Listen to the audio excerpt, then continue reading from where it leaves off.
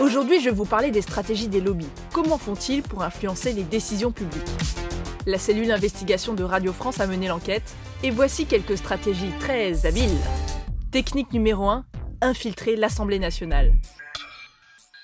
En mai dernier, la députée écolo Delphine Batho a rédigé un amendement interdisant le glyphosate.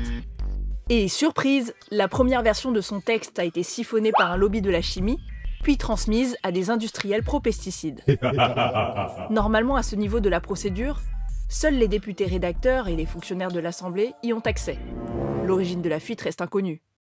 Quand Marisol Touraine était ministre de la Santé, elle a surpris une secrétaire en train de fouiller dans ses dossiers. « Ah, pardon, je ne trouvais plus mon chargeur d'iPhone !» C'était en plein vote du projet de loi sur le paquet de cigarettes neutres. Coïncidence? Je ne crois pas. Technique numéro 2, courtiser les assistants parlementaires. Oui, ces petites mains qui aident les députés dans l'élaboration des lois, on n'en parle jamais. Mais beaucoup sont recrutés par des cabinets de conseil dès qu'ils ont quitté leur poste. Allez, viens, petit. Technique numéro 3, produire des éléments de langage. Bla bla bla bla bla. Au moment du vote sur les néonicotinoïdes, des insecticides, la firme Dow Chemical a rédigé un argumentaire pour défendre un produit tueur d'abeilles. Le but, c'est que ces arguments rédigés par des industriels se retrouvent entre les mains des députés via les lobbies. D'ailleurs, dans le projet de loi sur l'alimentation, une soixantaine de députés de bords différents a posé exactement le même amendement à la virgule près pour soutenir l'épandage de pesticides sur des vignobles en pente. Technique numéro 4, organiser des colloques clés en main. Sur un thème d'actualité fort, tout frais payé, et inviter des députés bien sûr.